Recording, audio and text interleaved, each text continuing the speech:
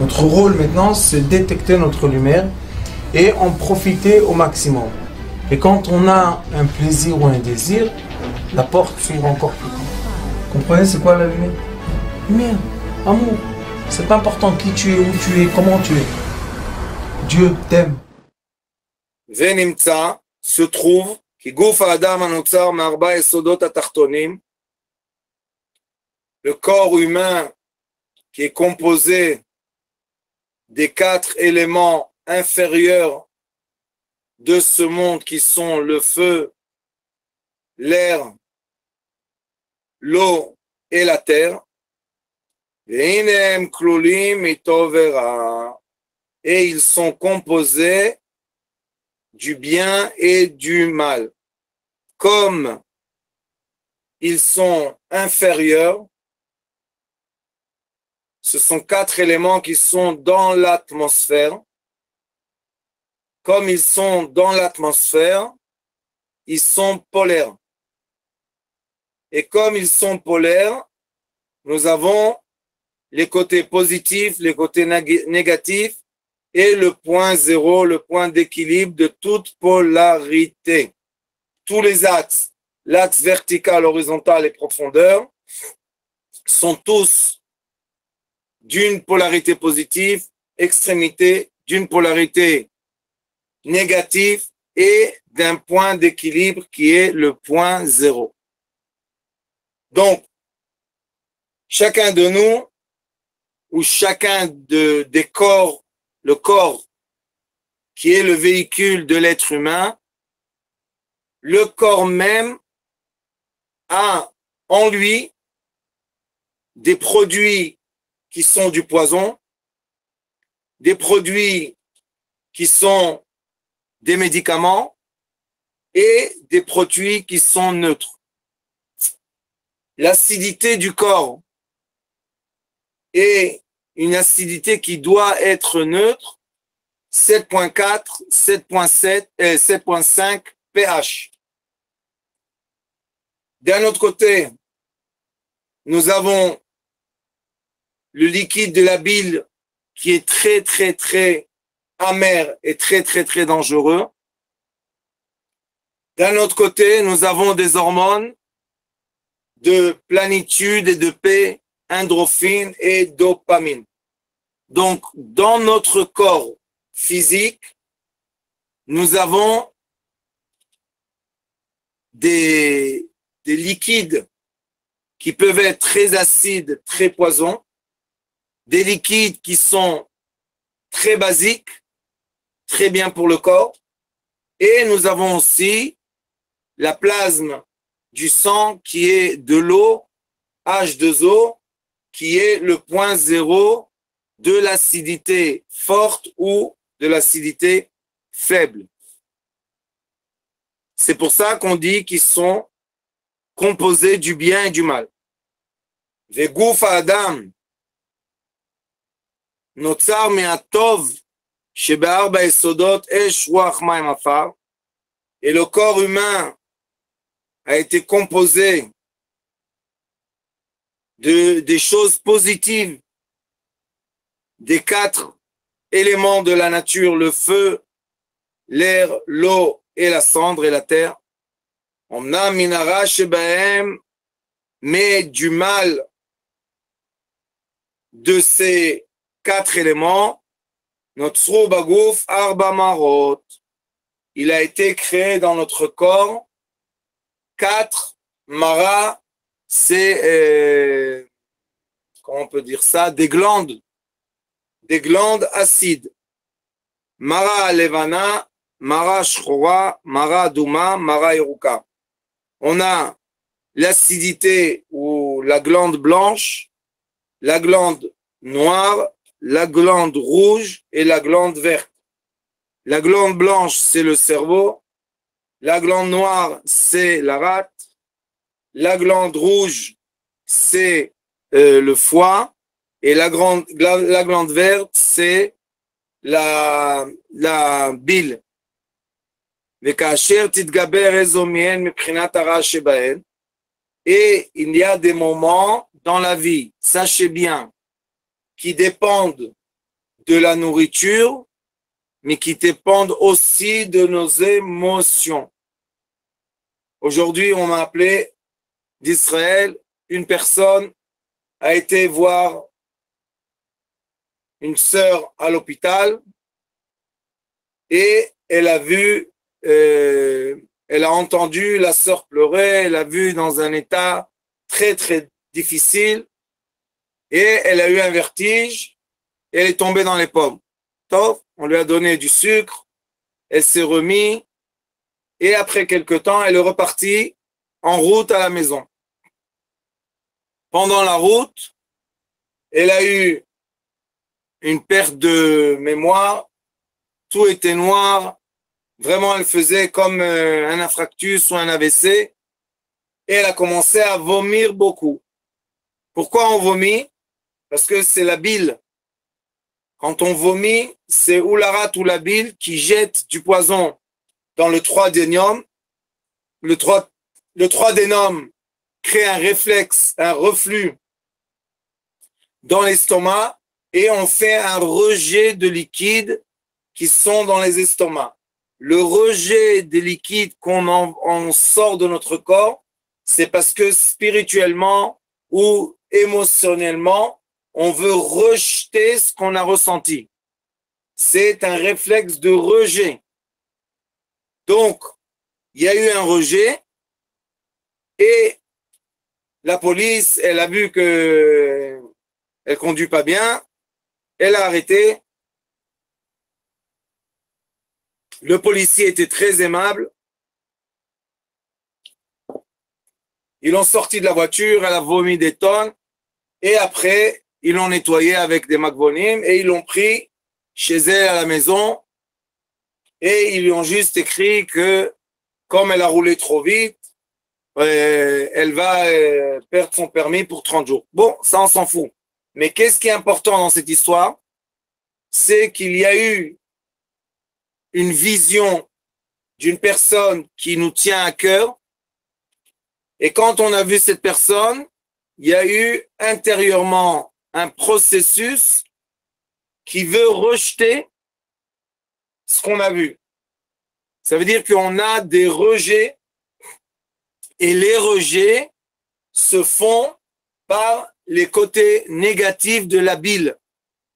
Donc, d'un côté, si on a mangé trop de gras, la bile va aussi envoyer du feu et va nous aider à digérer la graisse. Mais d'un autre côté, si on a une vision qui est désagréable, on va aussi vomir. Et là, c'est parce qu'on a quelque chose de désagréable. Donc, vous voyez que כאשר תתגבר איזו מהן בבחינת הרע שבהן, על בחינת הטוב שבהן, nous avons des moments que le foie, les poumons, le cerveau et la bile ont des côtés positifs et ont des côtés négatifs. Par exemple, quand on se refroidit, les poumons commencent à avoir trop d'humidité et on commence à se tousser et sortir l'eau qu'il y a dans les poumons, on les sort par la toux. Donc ça, c'est le côté quand les poumons sont pas bien. D'un autre côté, quand on respire calmement, Baruch Hashem, les poumons vont sortir de notre corps le CO2, qui est quelque chose de très positif. La même chose avec le foie. Le foie, c'est le filtre du sang. Dans le foie, il y a un produit qui s'appelle ammoniac. L'ammoniac, c'est un produit très, très dangereux. Biochimiquement, c'est du poison. Et quand il y a très peu d'ammoniac dans le sang, c'est très, très bien parce que ça nettoie les vaisseaux sanguins. Mais dès qu'il y a un trop d'ammoniac, ça détruit les cellules du cerveau. Donc, des fois, quand on se désespère dans la vie et on commence à avoir des trous noirs, on voit noir, c'est parce que notre système nerveux sympathique a envoyé l'ordre au foie de injecter un taux élevé d'ammoniac dans le sang et on commence à avoir des troublements de tête, on commence à avoir des problèmes de tête et on ne comprend pas quelle est l'origine. Parce qu'aujourd'hui, malheureusement, dans la médecine moderne qui s'appelle la médecine de l'urgence, on ne parle pas avec la personne, il n'y a pas de temps à parler, on agit tout de suite. Mais des fois et beaucoup de fois, et on va dire même la majorité des fois, comme on n'agit pas sur la cause de la chose, mais seulement sur l'effet de la chose, on se trompe dans la façon dans laquelle on a agi. Donc, il faut être à l'écoute de la personne pour voir qu'est-ce qui se passe, pourquoi elle se sent comme elle se sent, quelle est la raison pour laquelle elle est dans l'état dans lequel elle est. Parce que si on comprend la raison sentimentale qui nous a emmené à un reflux, à un rejet de une des 4 marottes, une des 4 billes, donc on peut adoucir par la parole la pensée de la personne ou le sentiment et on va calmer de suite, tout de suite, on va calmer le liquide qui est en train de sortir de le liquide négatif qui sort de cet endroit-là dans notre corps. Et en effet, ce qu'on fait, on déclenche l'auto-guérison. Et l'auto-guérison, c'est la guérison la meilleure qui peut être parce que le corps a réussi à surmonter l'épreuve et il réussit à se auto-guérir. Et la prochaine fois qu'on va être en face de l'épreuve, on aura les produits biochimiques et la force spirituelle de surmonter les épreuves dans la vie, les épreuves qui ressemblent. Alors il dit ici, Baim cholaim venegaim al adam, veim titgaber beyoter, tamit le guf adam. Il dit, quand ces 4 glandes vont jeter, vont faire sortir dans le corps de l'acidité ou bien du poison, le corps va être malade. Quelle est la bonne raison pour laquelle on est malade? C'est pour qu'on ne soit pas vraiment affronté ou éveillé pendant l'épreuve qui se passe. Le Zohar HaKadosh dit qu'une des manifestations la plus belle de la miséricorde divine, c'est que quand il nous met à des épreuves, il nous prend la conscience. Comme ça, on passe l'épreuve et on est anesthésié.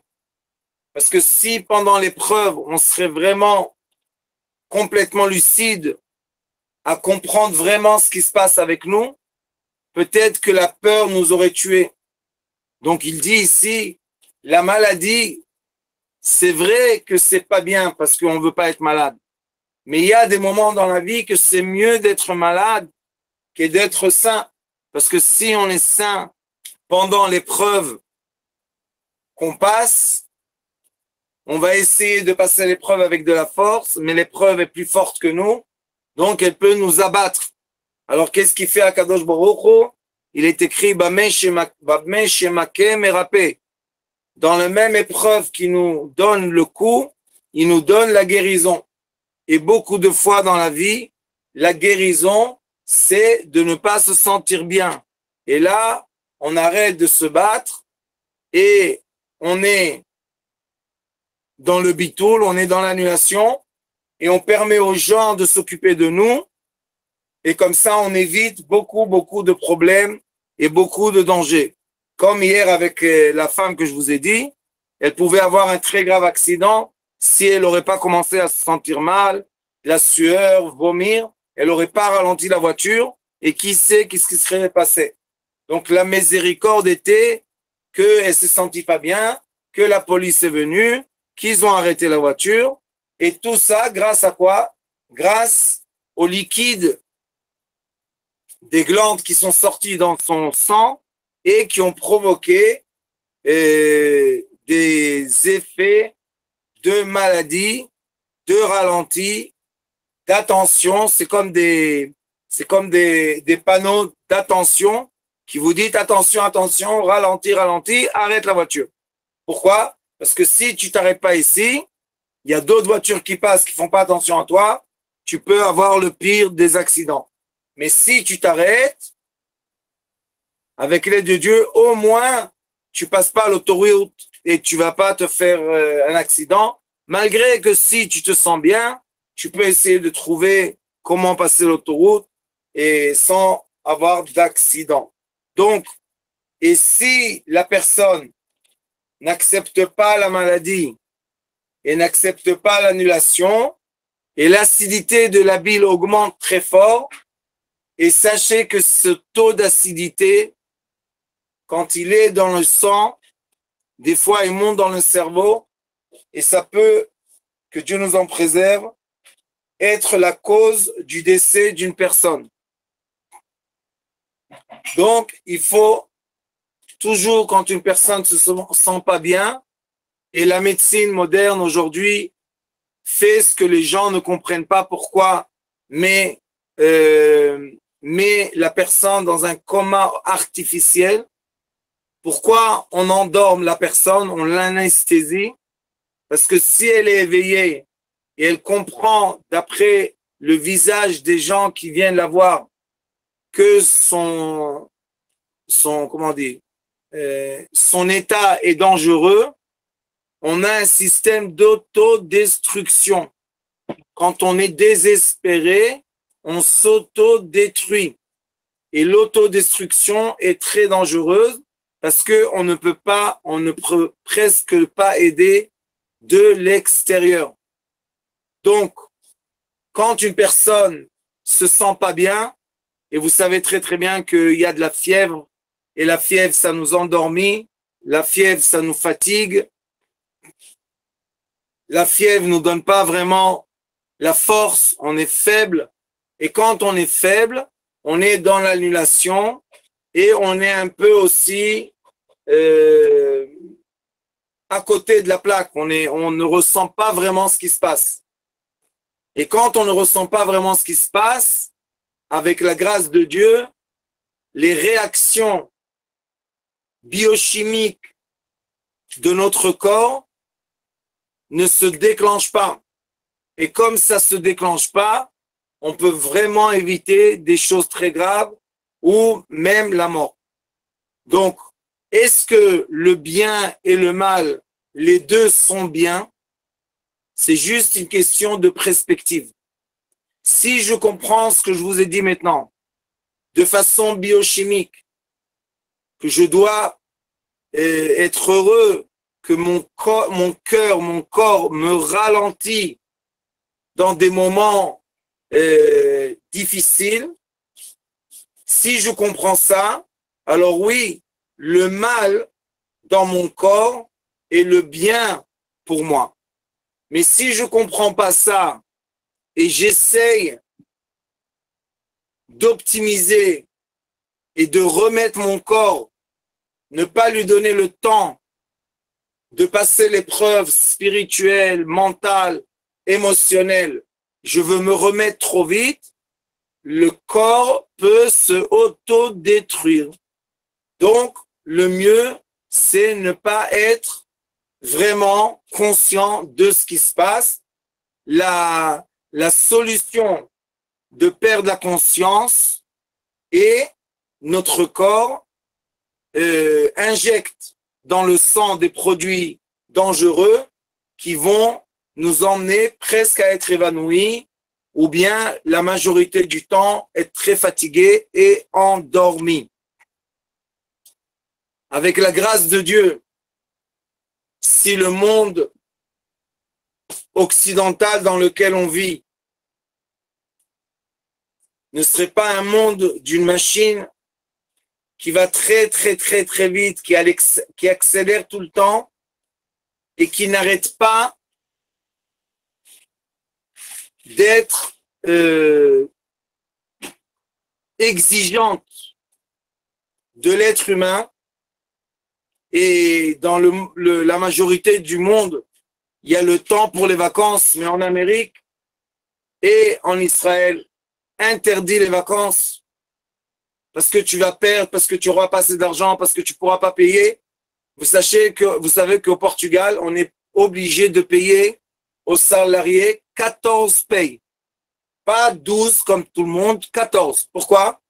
Que les salariés, ils aient 2 mois payés double pour aller en vacances. Ça veut dire que socialement, on donne aux salariés de l'argent pour qu'ils puissent se reposer 2 mois dans l'année. C'est magnifique, Baruch Hashem, Alevaï. 2 mois dans l'année, mais ne pas avoir peur comment ils vont payer leurs vacances ou bien comment ils vont s'arranger pendant ces 2 mois de vacances, et ils les sortent en vacances obligatoires. Ça veut dire le salarié ne peut pas venir au travail. Et Baruch Hashem, mais il y a des pays comme Israël que l'exigence du salarié, c'est donner 18 heures par jour de travail, 365 jours de l'année, et tout le temps WhatsApp, tout le temps email, tout le temps travail. Ça isole les gens, ça les laisse seuls, parce qu'ils n'ont pas de temps à partager avec leur couple, ni avec leurs enfants. Et malheureusement, ce qu'on nous dit que le monde occidental nous donne les opportunités de richesse et de bonne vie, de bonne qualité de vie, il n'y a pas beaucoup de gens qui arrivent à cette promesse et la majorité tombe malade au milieu. Le deuxième message qui est projeté vers nous dans le monde occidental est que si tu es invalide, tu peux te reposer. Tant que tu n'es pas invalide, tu n'as pas le droit de te reposer. Et quand tu es déjà devenu invalide et tu n'arrives plus à travailler, on te donne des sommes honteuses pour te maintenir en vie, mais d'une qualité de vie de vraiment des gens, c'est honteux, c'est moins que la moyenne de la pauvreté. Donc les gens rentrent dans des cycles vicieux, et ces cycles vicieux, les codes sociaux vont emmener l'être humain à la fin du compte à avoir une qualité de vie très désagréable, et d'un autre côté, avoir un rêve de vie très agréable. Mais malheureusement, peu de gens arrivent à exaucer leurs rêves vraiment dans ce monde. Et à la fin, quand on étudie c'est quoi le bien, le vrai bien d'un être humain, regardez les vacances, qu'est-ce qu'on vous demande, qu'est-ce qu'on vous donne? Les vacances du silence. Les gens veulent se perdre dans une forêt, perdre leur téléphone et tout simplement rentrer dans le silence. Pourquoi? Parce que le silence, le vrai silence, est le point zéro, et le point zéro est le point d'équilibre et de tranquillité du corps humain. Donc, si on veut vraiment se sentir bien, on doit trouver des espaces-temps, des habitudes qui nous permettent d'être dans le silence. Je vais vous donner un exemple d'une habitude que de plus en plus de gens adoptent, c'est la pêche. Quand on va à la pêche la nuit, ou même quand on va à la pêche, on est obligé de rentrer dans le silence, dans le calme, dans l'écoute de ce qui se passe dans l'eau. Et il y a des gens qui vont à la pêche juste pour aller à la pêche, parce qu'ils peuvent retrouver leur silence, leur point d'équilibre. Faire des puzzles, c'est du silence. Entendre de la musique, ça dépend quelle musique, mais il y a des musiques qui nous mettent dans le silence. Aller être tout seul, même si on est marié, même si on a des enfants, on a des besoins d'être tout seul. Regardez la majorité des gens que vous allez voir dans les bouchons, dans les autoroutes, ils sont seuls dans la voiture. Et les gens aiment cette solitude parce que ça permet aux fréquences du cerveau de se calmer. Pour faire la synthèse de ce qu'on a étudié jusque-là, on a étudié que nous avons des glandes dans notre corps. Ces glandes-là injectent dans notre système sanguin du poison. Le poison est là pour nous réveiller, pour nous anesthésier, parce qu'on passe une période qui est difficile. Mais si on accélère sur cet état de maladie, malheureusement, ça peut emmener la personne à la mort. Mais si on est à l'écoute de la maladie, ça peut nous emmener à un nouveau degré de bien-être.